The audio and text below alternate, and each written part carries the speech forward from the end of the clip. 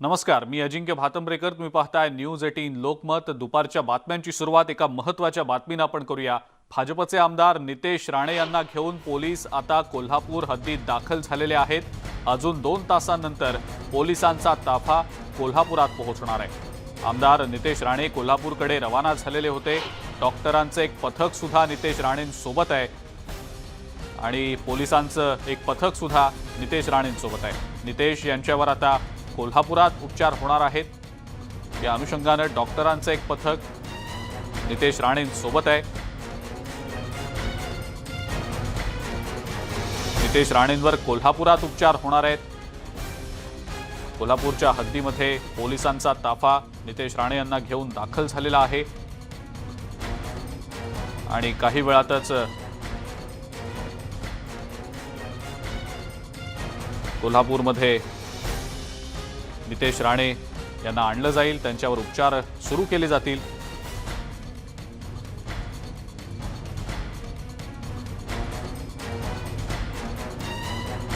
आमदार नितेश राणे यांना घेऊन पोलीस यंत्रणा कोल्हापूरच्या हद्दीत दाखल झालेली आहे।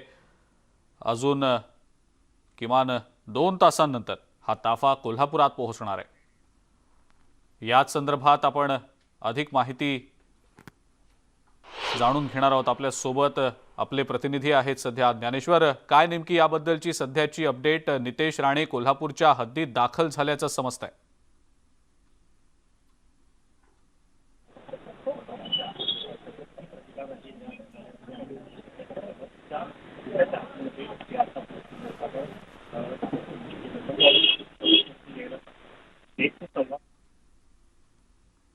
आमचे प्रतिनिधी ज्ञानेश्वर साळोखे यांचा आवाज आपल्यापर्यंत व्यवस्थित पोहोचत नाहीये। आपण पुन्हा एकदा त्यांना संपर्क करण्याचा प्रयत्न करूया। मात्र आता नितेश राणे कोल्हापुरात काही वेळातच दाखल होतील। पोलीस आणि डॉक्टरांचं एक पथक नितेश राणेंसोबत आहे। सध्या नितेश राणेंना घेऊन पोलीस यंत्रणा कोल्हापुरातल्या हद्दीत दाखल झाल्याचं समजतंय।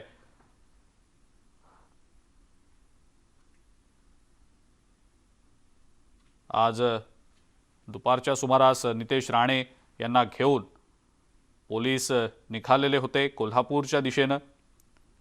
कोल्हापुरात नितेश राणेंवर उपचार होणार आहेत। कोल्हापूरच्या हद्दीत सध्या नितेश राणे यांना घेऊन पोलीस दाखल झाल्याचं समजतंय। डॉक्टरांचं आणि पोलिसांचं एक पथक नितेश राणेंसोबत आहे। कोल्हापुरात नितेश राणेंवर उपचार होणार असल्याचंही समजतंय। ही दृश्य पाहतो आहोत आपण आपल्या स्क्रीनवर। सध्या नितेश राणे यांना घेऊन जातानाची ही दृश्य आहेत कोल्हापूरच्या दिशेने आणि कोल्हापुरातल्या हद्दीमध्ये आता नितेश राणे यांना घेऊन पोलीस दाखल झाल्याचं समजतंय। पुढची एक महत्त्वाची बातमी बघूया। राणेंच्या दुसऱ्या मुलाला हिसका दाखवला, मुख्यमंत्र्यांवर टीका करणारे राणे जेलमध्ये गेले। आता दुसऱ्या मुलालाही दणका बसला, अशी टीका शिवसेनेच्या प्रवक्त्या मनीषा कायंदे यांनी एका मेळाव्यादरम्यान केलेली आहे। मुख्यमंत्र्यांवर टीका करणारे राणे जेलमध्ये गेल्याची ही टीका करण्यात आलेली आहे। आता दुसऱ्या मुलालाही दणका बसल्याचं मनीषा कायंदे यांनी म्हटलेलं आहे। एका मेळाव्यादरम्यान मनीषा कायंदे यांनी ही टीका केली आहे। आज कोकणातले ही सगळी मंडळी काय चाललंय बघा ना। आहेत भले नेते, सूक्ष्म आणि मधुर हे उद्योग सगळे चालू आहे। कुठलं मंत्री केलाय त्यांना? नारायण राणेंना लघु उद्योग, सूक्ष्म मध्यम लघु उद्योग। काय झालंय? एक मुलगा जेलमध्ये आहे, दुसरा 2 दिवस जाऊन आला आणि स्वतः त्यांना पण अटक झालेली। म्हणजे आता काल दुसऱ्याला पण चांगला हिसका दाखवला। म्हणजे विनाकारण जायचं, बरोबर पायरी जातो, बरोबर पायरी। असं आहे की विनाकारण आरोप करायचे, विनाकारण आरोप करायचे। बरं, एकही आरोप सिद्ध करत नाही। कुठला आरोप आजपर्यंत सिद्ध केला नाही? गानकोकिळा लता मंगेशकर यांनी रविवारी सकाळी मुंबईतल्या ब्रीच कँडी रुग्णालयात अखेरचा श्वास घेतला। लता दिदींच्या पार्थिवावर शिवाजी पार्क मैदानात शासकीय इतमामात अंत्यसंस्कारही करण्यात आले। याच शिवाजी पार्कमध्ये लता मंगेशकर यांचं स्मारक उभारावं अशी मागणी भाजपचे आमदार राम कदम यांनी केली आहे। मुख्यमंत्री उद्धव ठाकरे यांना पत्र लिहत राम कदम यांनी ही मागणी केली आहे। दरम्यान आता या मुद्द्यावर राजकारण सुरू झाल्याचंही पाहायला मिळत आहे। राम कदम यांच्या मागणीनंतर संजय राऊत यांनी स्मारकावरून कोणीही राजकारण करू नये असं म्हटलंय। तर जागतिक स्तरावर नोंद घेतली जाईल असं स्मारक केंद्र किंवा राज्य सरकार उभारेलच असंही राऊत यांनी म्हटलेलं आहे।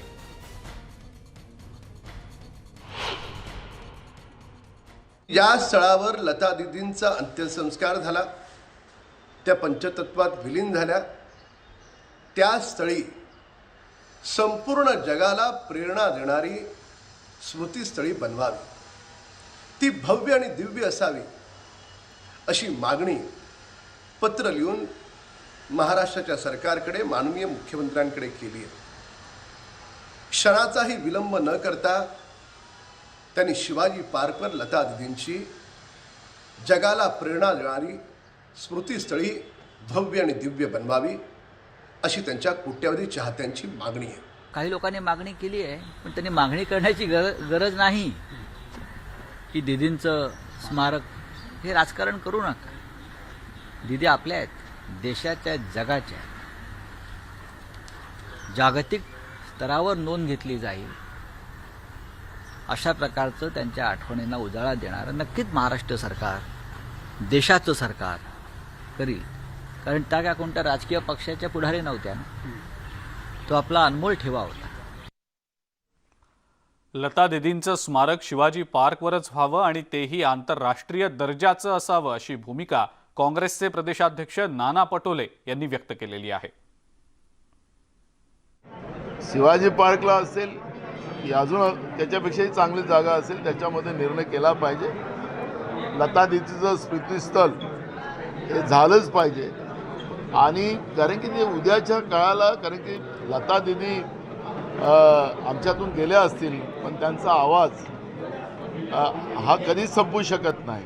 जब तक सूरज चांद रहेगा लता दीदी का आवाज जुन्या पिढीत असो की येणाऱ्या अनेक पिढ्यांमध्ये लता दीदीचा आवाज हा कानात ऐकूच येणार आहे। त्यामुळे मुंबईमध्ये जे योग्य स्थळ असेल, मग शिवाजी पार्क असेल, तिथं त्याला नुसतं स्मृतिस्थळच नाही तर त्याला त्या ठिकाणाला एक मोठं पर्यटनाचं स्थळ निर्माण करण्याच्या दृष्टिकोनातून, म्हणजे जगातून लोक जेव्हा येतील, देशातून लोक येतील तर त्या स्थळाला भेट दिली गेली पाहिजे। अशा दर्जाचं हे स्मृतिस्थळ व्हावं ही अपेक्षा काँग्रेसची आहे। मुंबई महानगरपालिकेच्या निवडणुकीवर डोळा ठेवत भारतरत्न लता मंगेशकर यांचं स्मारक शिवाजी पार्क इथं करण्याची मागणी राम कदम करत असल्याचं विनायक राऊत यांनी म्हटलंय। भारतरत्न गानसम्राज्ञी लता मंगेशकरांचं स्मारक मुंबईमध्ये, महाराष्ट्रामध्ये होणारच, त्यामध्ये कोणती शंका नाही। महाविकास आघाडीचे सरकारने माननीय मुख्यमंत्री उद्धवजी ठाकरे साहेब त्याबद्दल नक्कीच निर्णय घेतील। आता ते कुठे करायचं, कशा पद्धतीने करायचं हे राज्य शासन त्यामध्ये योग्य त्यावेळी योग्य तो निर्णय घेतील। राजकारणाचा जे एक भाग असतो, भाजपाच्या नेत्यांनी काही केलं की त्याच्या पाठीमागे त्यांचे सद्विचाराच्या ऐवजी कुठेतरी पाठीमागे छुपी नीती लपलेली असते। गानसम्राज्ञी लता मंगेशकर यांच्या स्मारकासाठी शिवाजी पार्क मैदानाऐवजी दुसरी जागा शोधून स्मारक बनवा असं स्थानिकांचं म्हणणं असल्याचं समजतंय। या स्मारकासाठी स्थानिकांनी काहीसा विरोध घेतल्याची माहिती देखील आता मिळतेय। या सगळ्याचाच आढावा घेतलाय आमच्या प्रतिनिधी सुस्मिता भदाणे पाटील यांनी। गानसम्राज्ञी लता मंगेशकर यांच्या निधनानंतर राम कदम यांनी महाराष्ट्राचे मुख्यमंत्री उद्धवजी ठाकरे यांना एक पत्र लिहिलेलं आहे, ज्यामध्ये एक गोष्ट भाजप पक्षाकडून नमूद करण्यात आलेली आहे, ती म्हणजे मुंबईमधील शिवाजी पार्क मैदानामध्येच लता दीदींचं स्मारक व्हावं। आता या मागणीकडे बघताना स्थानिकांची भूमिका अतिशय महत्त्वाची असणार आहे। हे जे स्मारक असेल ते नक्कीच बनावं, परंतु याविषयी स्थानिकांना नेमकं काय वाटतं हे आपण सगळ्यात आधी जाणून घेऊया।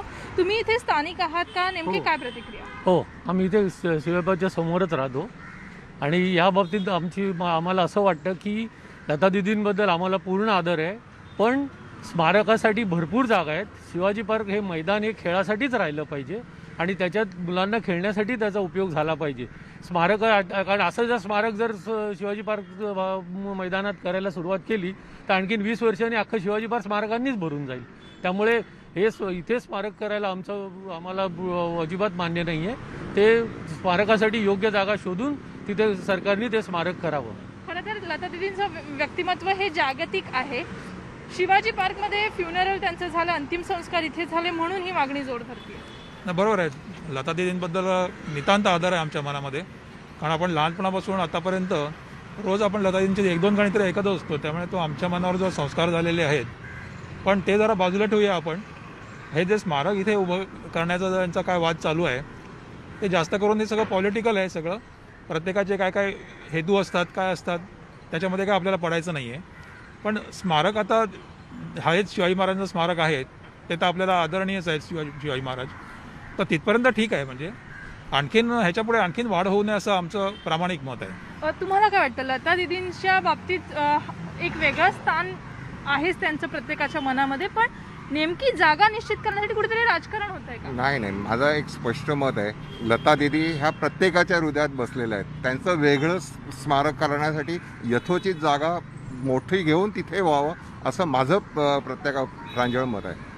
आणखीन एक मुद्दा या निमित्तानं समोर आला आहे की अगदी अस्थि विसर्जनाचा सुद्धा अजून कार्यक्रम झालेला नाहीये. फायनल जे काही आपले सगळे प्रक्रिया असते ती अजून पूर्ण झाली नाही, पण त्याचंही राजकारण केलं जात आहे का? कारण आज भाजपकडनं हे पत्र केलेलं आहे.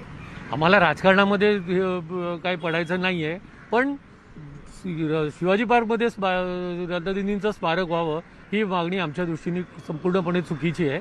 त्याच्यासाठी यथोचित जागा शोधून त्यांचं योग्य ते स्मारक उभं करावं, त्याच्याबद्दल आमचं काहीच म्हणणं नाही आहे. नक्कीच. तर स्थानिकांच्या मते शिवाजी पार्क मैदान हे मुंबईतील एक महत्त्वाचं मैदान आहे, त्यामुळे या मैदानाऐवजी पर्यायी जागा लता दीदींच्या स्मारकासाठी निवडावी, कारण लता दीदींचं स्थान हे प्रत्येकाच्या मनामध्ये अढळ आहे. आता राजकीय वाद या संपूर्ण स्मारकावरनं लवकरच आपल्याला पाहायला मिळणार आहेत, परंतु स्थानिकांचा मात्र पहिल्याच टप्प्यामध्ये विरोध आपल्याला या संपूर्ण स्मारकाबाबत दिसून येतो आहे. व्हिडिओ जर्नलिस्ट रमेश भटसह सुस्मिता भदाणे पाटील, न्यूज 18 लोकमत, मुंबई. लता दीदींच्या पार्थिवावर शिवाजी पार्क मैदानात शासकीय इतमामात अंत्यसंस्कार करण्यात आले. यावेळेला बॉलिवूडचा बादशहा शाहरुख खान देखील अंत्यदर्शनासाठी उपस्थित होता. मात्र शाहरुखनं लता दीदींना शेवटचा निरोप देताना केलेली एक कृती सध्या सोशल मीडियावर प्रचंड चर्चेत आहे. शाहरुखनं पार्थिवाचं अंत्यदर्शन घेतल्यानंतर मास्क खाली घेऊन पार्थिवाकडे पाहून फुंकर मारली. मात्र शाहरुखनं लता दीदींच्या पार्थिवावर थुंकल्याची टीका काही नेटकऱ्यांनी केली आहे. मात्र इस्लामची माहिती असणाऱ्या अनेकांनी हा आरोप फेटाळून शाहरुखनं मास्क खाली करत पार्थिवाकडे पाहून फुंकर मारल्याचं म्हटलंय. त्याला फातिहा पठण म्हटलं जातं. एखाद्या व्यक्तीला अखेरचा निरोप देताना त्याच्या पार्थिवावर फुंकर मारल्यास पार्थिवासोबतच्या नकारात्मक शक्ती दूर लोटल्या जातात असा समज आहे, आणि त्यामुळेच इस्लाम प्रथेनुसार मृत व्यक्तीच्या पार्थिवावर फुंकर मारली जाते. मात्र या सगळ्या प्रकारानंतर नेटकऱ्यांनी मोठ्या प्रमाणात शाहरुखवर टीका केली आहे. शाहरुख थुंकला नाही, त्यानं नकारात्मक शक्ती नष्ट व्हाव्यात म्हणून त्याच्या धार्मिक मान्यतेनुसार फुंकर मारली असं अनेकांनी म्हटलेलं आहे.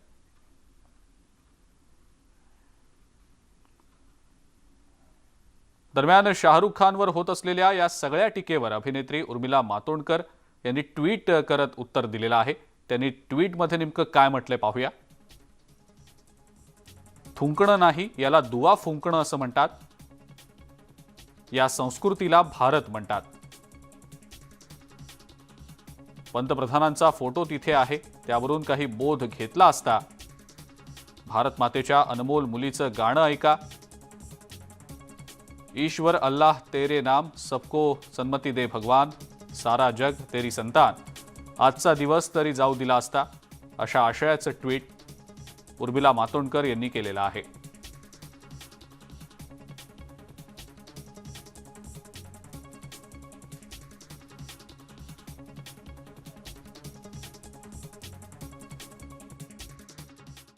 ज्या पद्धतीनं शाहरुख खान यांना ट्रोल केलं जात आहे, ते तिथे दुआ मागत होते, त्यांच्या पद्धतीनं त्यांनी दुआ मागितला. हां, त्यानंतर काही एका परिवाराचे लोक त्यांना ट्रोल करतायत, IT सेलचे लोक किंवा हा काय प्रकार आहे? हा नालायकपणा, बेशरमपणा आहे. तुम्ही इतक्या महान व्यक्तीच्या मृत्यूनंतरसुद्धा एखाद्या महान कलाकाराला तुम्ही ट्रोल करता, त्याची बदनामी करता. धर्म, जात, विद्वेष याच्या पलीकडे दुसरं तुम्हाला काही सुचत नाही. तुम्ही देशाची वाट लावली. लता दीदींच्या प्रती आदर व्यक्त करणारे शाहरुख खान तिथे अत्यंत निकोप शुद्ध अशा भावनेने आदरांजली व्यक्त करतात, इस्लामिक पद्धतीने दुआ मागतात. त्यांना ट्रोल करत असताना हिंदू मुस्लिम असा भाग या ठिकाणी उपस्थित केलेला आहे. याच पद्धतीने जावेद अख्तर असतील, नसरुद्दीन शहा असतील, आमिर खान यांना सुद्धा ट्रोल करण्यात येतं. हे भारतीय समाजातील मुठभरांनी जी एक कीड लावलेली आहे ती अत्यंत घृणास्पद आणि निषेधार्ह आहे. मला या गोष्टीचा मोठा आनंद आहे.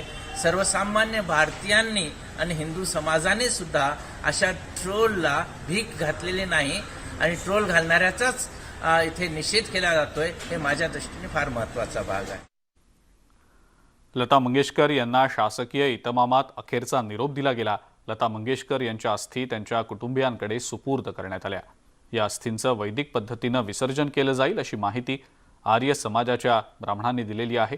या ब्राह्मणांशी संवाद साधलाय आमच्या प्रतिनिधी सुस्मिता भदाणे पाटील यांनी. गानसम्राज्ञी भारतरत्न लता मंगेशकरजी यांच्यावरती काल अंत्यसंस्कार झाले. आज त्यांच्या कुटुंबियांनी या शिवाजी पार्क मैदानामध्ये येऊन त्यांच्या अस्थींना एकत्रित केलेलं आहे. आता ह्या अस्थी घेऊन आदिनाथ मंगेशकरजी हे आपल्या निवासस्थानी गेलेले आहेत.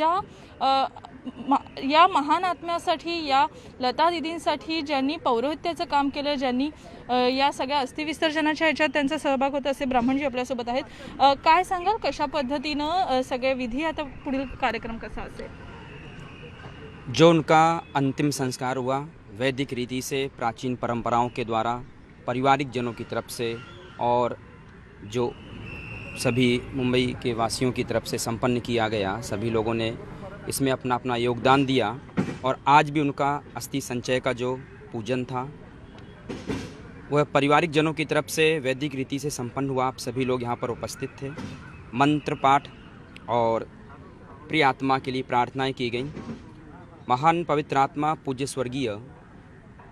स्वर्गीय लता दीदी जी, उनके लिए यहाँ पर मैं जितना भी कहूँ उतना ही कम है, क्योंकि उन्होंने अपने हर दायित्व को जाने से पहले पूर्ण रूप से अच्छे तरीके से निभाया हुआ है. अपने कर्तव्यों को यहाँ पर पूरा किया हुआ है और महान पवित्र आत्मा हमारे बीच में किसी न किसी रूप में ज़रूर अमर बनी रहेंगी.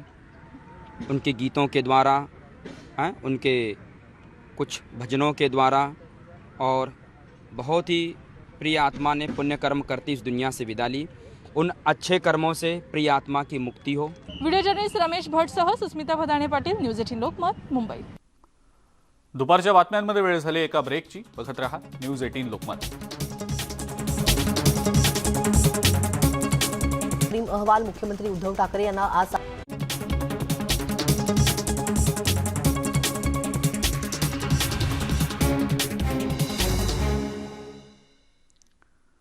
ब्रेकनंतर आपल्या सगळ्यांचं पुन्हा एकदा स्वागत. एक पुढची महत्त्वाची बातमी बघूया. ठाण्यातल्या वागळे इस्टेट भागात पालकमंत्री एकनाथ शिंदे यांच्या वाढदिवसाच्या निमित्तानं भावी मुख्यमंत्री असा उल्लेख केलेले बॅनर लावण्यात आलेले आहेत. 9 फेब्रुवारीला एकनाथ शिंदे यांचा वाढदिवस आहे. वाढदिवसाच्या पार्श्वभूमीवर शुभेच्छा देणाऱ्या बॅनर्सवर भावी मुख्यमंत्री असा उल्लेख केला गेलाय. एकनाथ शिंदे शिवसेनेतले बडे नेते आहेत. तसंच त्यांच्याकडे राज्याच्या मंत्रिमंडळामध्ये मोठी जबाबदारी देखील देण्यात आलेली आहे. आनंद दिघे यांच्या निधनानंतर ठाणे जिल्ह्यात शिवसेनेची ताकद कायम ठेवण्याचं काम एकनाथ शिंदे यांनी केलंय. या सगळ्या पार्श्वभूमीवर लावण्यात आलेले हे बॅनर फक्त शुभेच्छांसाठी आहेत की भविष्यात काही वेगळी घडामोड घडण्याची शक्यता आहे, असे प्रश्नही आता उपस्थित केले गेलेले आहेत. याच संदर्भातली अधिक माहिती आपण जाणून घेणार आहोत. निखिल चव्हाण आपला प्रतिनिधी आपल्या सोबत आहे सध्या. निखिल, एकनाथ शिंदे यांचा उल्लेख भावी मुख्यमंत्री असे केलेले बॅनर ठाण्यामध्ये वेगवेगळ्या भागांमध्ये लागल्याचं आता समजतंय. निखिल, काय या सगळ्याबद्दल सांगता येईल? नक्कीच 9 फेब्रुवारी रोजी माननीय जे मंत्री आहेत, नगरविकास मंत्री एकनाथ शिंदे यांचा वाढदिवस आहे आणि त्यांच्या वाढदिवसानिमित्त अनेक ठाणे शहरामध्ये बॅनर लावलेले आहेत. परंतु आपण हा जर बॅनर पाहत असू, या बॅनरवरती भावी मुख्यमंत्री असा त्यांचा उल्लेख केलेला आहे. नक्कीच कार्यकर्त्यांनी हा मोठ्या प्रमाणात बॅनर लावलेला आहे. या ठिकाणी ठाणे शहरामध्ये विविध ठिकाणी अशा प्रकारचे बॅनर दिसतील. तर मुलुंड चेकनगा या ठिकाणी देखील बॅनर आहेत आणि हा जो बॅनर लावलेला आहे ते आपल्यासोबत आहेत विजय यादव, लॉरी असोसिएशनचे, आपण त्यांच्याशी बोलणार आहे नक्की त्यांची काय भावना आणि त्यांनी हा जो बॅनर लावलेला आहे. सर काय सांगाल, हा तुम्ही बॅनर लावलेला आहे, बॅनरवरती भावी मुख्यमंत्री असं देखील त्याचा उल्लेख केलेला आहे, काय भावना? आमचं खरोखर शिंदे साहेबांच्यावरती एवढं प्रेम आहे की गेली अनेक वर्ष आम्ही त्यांच्यावर 22 वर्ष झाली आम्ही त्यांच्यासोबत कामं करत आहोत. आणि आज महाराष्ट्रामध्ये कुठेही जिथे पूर असू द्यात, कोविडचा विषय असू द्या, जिथे असेल तिथे स्वतः शिंदेसाहेब लक्ष देऊन काम करतात, जनतेसाठी अहोरात्र काम करत असतात. तर अशा माणसांना कुठेतरी आम्हाला असं वाटतं की साहेबांशी आमचं प्रेम आहे की त्यांनी महाराष्ट्राचे मुख्यमंत्री एकदा आम्हाला झालेलं पाहिजे आहे. त्या सर्व जनतेची, ठाणेकरांच्या, प्रत्येक शिवसैनिकाच्या मनामध्ये ही मनापासून इच्छा आहे की एकदा त्यांनी मुख्यमंत्री म्हणून काम करावं. नक्कीच अशी परिस्थिती देखील निर्माण झालेली होती, परंतु आता तुम्ही बॅनरवरती डिक्लेअर केलेलं आहे की मुख्यमंत्री, भावी मुख्यमंत्री. कसं बघता या पूर्ण बॅनरकडे आणि येणाऱ्या काळात देखील तुम्हाला बघण्याची काय नक्की? आमचं स्वप्न आहे, दिव्य स्वप्न आहे. जसं शिवसेना आणि भाजपची युती असताना नारायण राणे जसे मुख्यमंत्री झाले 6 महिन्यासाठी, तशी आमची पण इच्छा आहे की एकदा साहेबांनी एक कार्यकाळ त्यांना मिळावा आणि त्यांनी ते काम पूर्ण करावं अशी आमची मनापासून इच्छा आहे. नक्कीच तुम्ही काय सांगाल, काय वाटतं या बॅनरकडे, या बॅनरच्या खाली तुम्ही उभा आहात भावी मुख्यमंत्री म्हणून, काय वाटतं? आम्हाला एवढंच, आम्ही फार लहानपणापासून शिवसैनिक आहे, ठाण्याचे शिवसैनिक आहेत, त्यांच्यावर आम्ही अख्खं पूर्ण आयुष्य काढलं आणि आम्हाला एक इच्छा आहे त्यांनी मुख्यमंत्री व्हावं. आज 24 तासात ते 4 तास झोपतात, 20 तास काम करतात आणि एवढा वेळ 20 तास त्यांनी मुख्यमंत्री होऊन पुऱ्या महाराष्ट्र जनतेला द्यावे, म्हणजे त्यांचे सर्व जनतेच्या मनोकामना काम पूर्ण होतील असं आमची एक इच्छा आहे, स्वप्न आहे. तुम्ही काय सांगाल, काय वाटतं मुख्यमंत्री झाले पाहिजेत भविष्य काळात, मुख्यमंत्री म्हणून एकनाथ शिंदे यांना बघण्याची तुमची अपेक्षा काय सांगाल? मुख्यमंत्री झाले पाहिजेत, ठाणे जिल्ह्यासाठी एक चांगली काम आहे. नक्कीच आपण या ठिकाणी ऐकलं की कार्यकर्त्यांचे देखील म्हणणं आहे की जे अहोरात्र काम करत असतात ते कुठेतरी मुख्यमंत्री झाले पाहिजेत आणि याच प्रेमापोटी त्यांनी कुठेतरी हा बॅनर लावल्याचं या ठिकाणी त्यांनी सांगितलेलं आहे. बिलकुल निखिल, धन्यवाद सविस्तर माहिती दिली त्याबद्दल आणि या कार्यकर्त्यांच्या भावना देखील जाणून घेतल्या त्याबद्दल. एकनाथ शिंदे यांना येत्या काळात मुख्यमंत्री पाहायला आवडेल असं अनेक कार्यकर्त्यांनी आपलं मत व्यक्त केलेलं आहे. पुढची महत्त्वाची बातमी बघूया. साताऱ्यामध्ये पुन्हा एकदा उदयनराजे आणि शिवेंद्रराजे आमने सामने आलेले आहेत. सातारा MIDC मधल्या पंडित ऑटोमोटिव्ह ही कंपनी शिवेंद्रराजेंनी बेकायदेशीररित्या खरेदी केल्याचा आरोप काही कामगारांनी केलेला होता. या कामगारांच्या लढ्यामध्ये खासदार उदयनराजे भोसले यांनीही उडी घेतली आहे. यावेळेला त्यांनी MIDCतल्या कारभाराबाबत पत्रकारांशी बोलताना राग व्यक्त केलेला आहे. राजेशाही असती तर हत्तीच्या पायाखाली चिरडून टाकेन असं वक्तव्य उदयनराजेंनी यावेळेला केलेलं आहे. तर उदयनराजेंनी हत्ती आणून चिरडण्यापेक्षा तुम्ही माझ्या अंगावरच उडी मारा म्हणजे मी चिरडला जाईन असा टोला शिवेंद्रराजेंनी लगावलाय.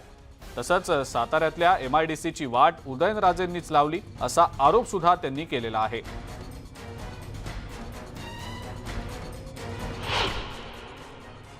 यालाच लोकशाही म्हणतात.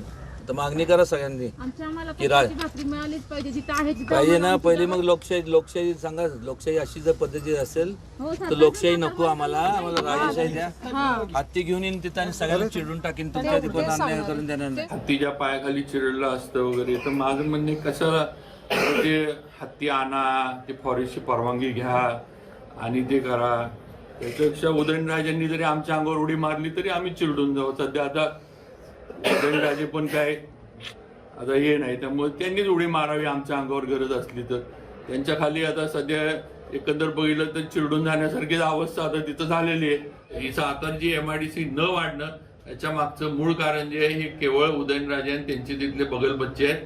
येणाऱ्या प्रत्येकाला दमदाटी करायची, प्रत्येकाकडनं हप्ते मागायचे. आमची युनियन काढा, आमची माणसं घ्या, नाही तर बघतो दाखवतो आमचं सगळं आहे इथं. हे असलं हे ह्याच्यामुळे सातारची MIDC वाढत नाही. भाजपचे नेते किरीट सोमय्यांनी आता तो व्हिडिओ ट्विट केलेला आहे. पुणे महानगरपालिकेच्या बाहेरचा तो व्हिडिओ त्यांनी ट्विट केला आहे. व्हिडिओला मोठा दगड असं कॅप्शन त्यांनी दिलेलं आहे. शिवसेनेच्या गुंडांनी हल्ला केल्याचा आरोप देखील त्यांनी केला आहे. पुणे पोलीस आणि आयुक्तांना हा व्हिडिओ देखील त्यांनी दिलेला आहे. शिवसेनेच्या या गुंडांच्या विरोधात कारवाई करा अशी मागणी भाजपचे नेते किरीट सोमय्या यांनी केलेली आहे.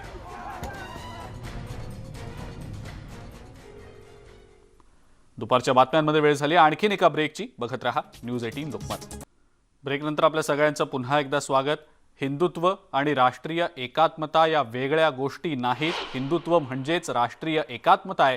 देशात बंधुभाव, विविधतेतली एकता आज सुद्धा टिकून आहे. त्यामुळे हिंदू राष्ट्र घडवण्याचा मुद्दाच येत नाही.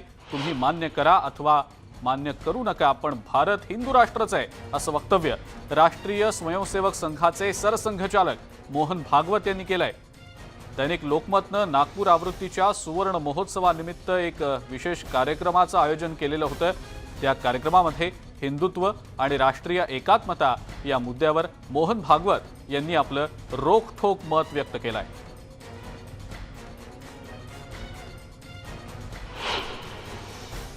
सबके साथ आत्मीयता मन में बात करना, युद्ध भी करना पड़े तो विगत ज्वर होकर युद्ध करना, ये हिंदू का स्वभाव है.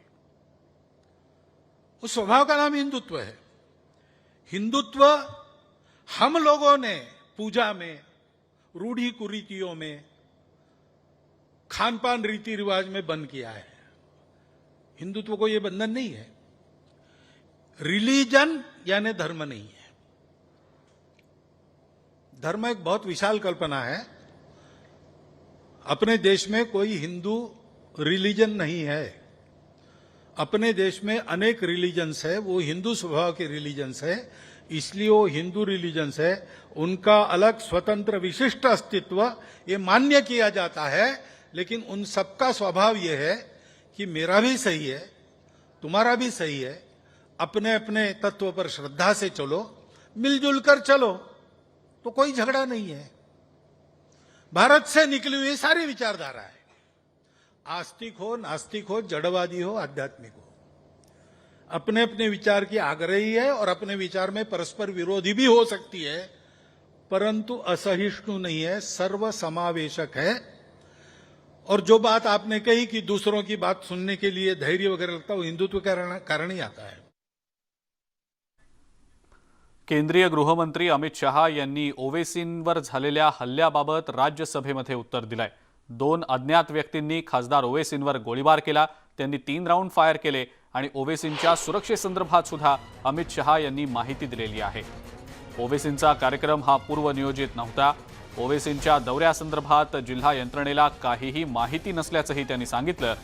या हल्ल्याप्रकरणी 2 जणांना ताब्यात घेतलं गेलं असून याबाबत कसून तपास सुरू असल्याची माहिती सुद्धा अमित शहा यांनी राज्यसभेमध्ये दिलेली आहे.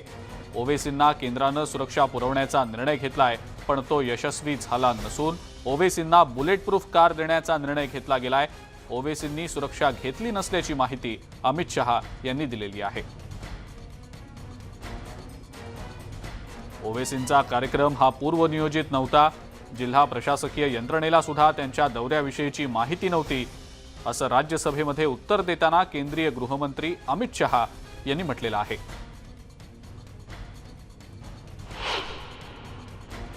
प्रथम सूचना रिपोर्ट अपराध संख्या 45/22 अंतर्गत धारा 307 भारतीय दंड संहिता और धारा 7 आपराधिक कानून संशोधन अधिनियम 1932 थाना पिलखुआ जनपद हापुड़ में पंजीकृत किया गया और इसकी विवेचना की जा रही है. श्री ओवैसी का जनपद हापुड़ में पूर्व से कोई कार्यक्रम नियत नहीं था और न ही आवागमन के बारे में कोई पूर्व सूचना जिला नियंत्रण कक्ष को भेजी गई थी. श्री ओवैसी घटना के पश्चात सुरक्षित दिल्ली वापस पहुंच गए. जनपद के वरिष्ठ अधिकारियों द्वारा घटनास्थल का निरीक्षण किया गया. विवेचना के क्रम में स्थानीय पुलिस ने त्वरित कार्यवाही करते हुए 2 अभियुक्तों को गिरफ्तार किया और उनसे 2 अनधिकृत पिस्तौल प्रत्येक से एक और एक ऑल्टो कार की बरामद की गई है. घटनास्थल और वाहन का फोरेंसिक्स टीम द्वारा सूक्ष्मता से जांच किया जा रहा है और साक्ष्य एकत्रित किए जा रहे हैं. दोनों अभियुक्तों से उत्तर प्रदेश पुलिस द्वारा पूछताछ की जा रही है.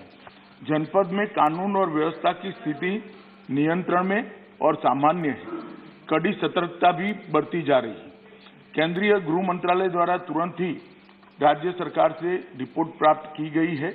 पहले भी कई मौकों पर केंद्रीय सुरक्षा एजेंसियों के खतरे के आकलन के आधार पर श्री ओवैसी को सुरक्षा प्रदान करने के लिए केंद्र सरकार ने निर्देश जारी किए हैं, लेकिन श्री ओवैसी द्वारा सुरक्षा लेने के लिए अनिच्छा के कारण दिल्ली पुलिस और तेलंगाना पुलिस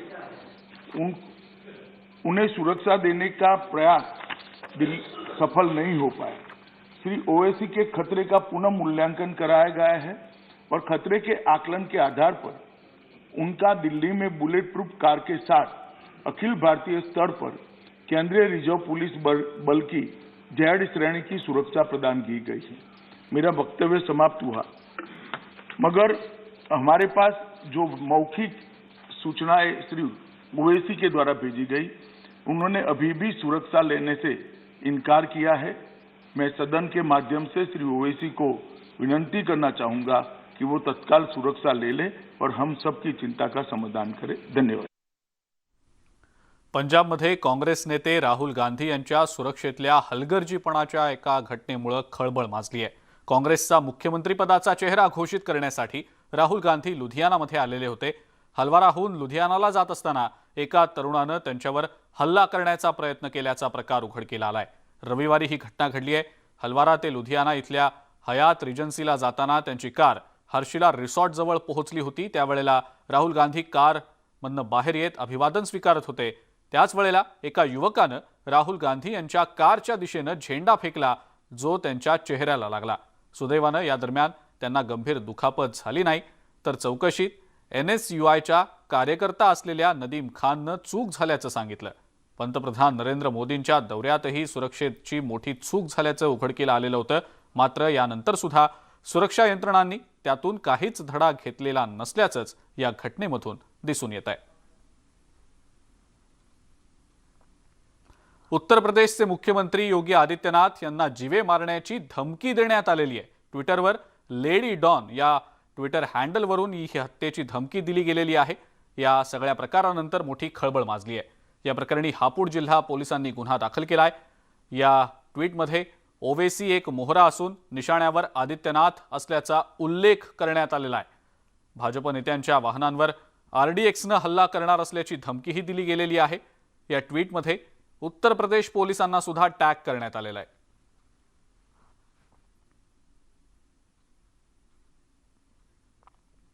मुंबईचे माजी पोलीस आयुक्त परमबीर सिंग यांच्या अडचणीत आणखी वाढ होणार आहे। परमबीर सिंग यांची विभागीय चौकशी होणार असल्याची माहिती सूत्रांकडून मिळतेय। गृह विभागाकडून परमबीर सिंग यांची चौकशी केली जाईल। गृहमंत्री दिलीप वळसे पाटील यांच्या आदेशानंतर ही चौकशी केली जाणार आहे।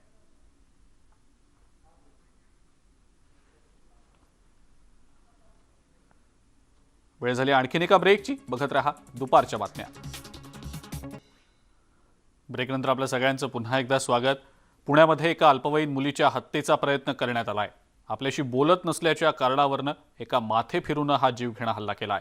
काही महिन्यांपूर्वी दांडिया कार्यक्रमामध्ये मुलीची आरोपी ज्ञानेश्वर निंबाळकर याच्यासोबत ओळख झाली होती। घरच्यांच्या विरोधामुळे मुलगी आरोपीसोबत बोलत नव्हती, त्यामुळे आरोपीने चाकूने हल्ला केला। या सगळ्या प्रकारानंतर 2 तासातच आरोपीला गजाड करण्यात आलं। हल्ल्यानंतर आरोपी पळून जाण्याच्या प्रयत्नात होता, मात्र त्याआधीच त्याला जेरबंद करण्यात आलं।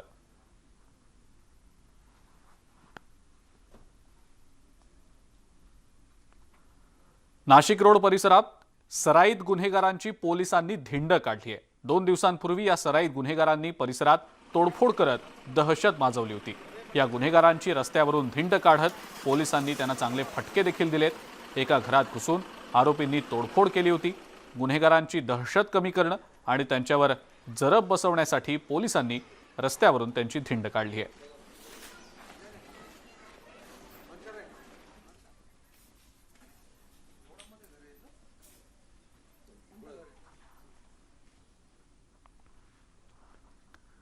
आणि या सगळ्या महत्त्वाच्या बातम्यांसोबतच दुपारच्या बातम्यांमध्ये वेळ झाली इथंच थांबण्याची। ताज्या बातम्या आणि अपडेट्ससाठी बघत राहा फक्त न्यूज 18 लोकमत।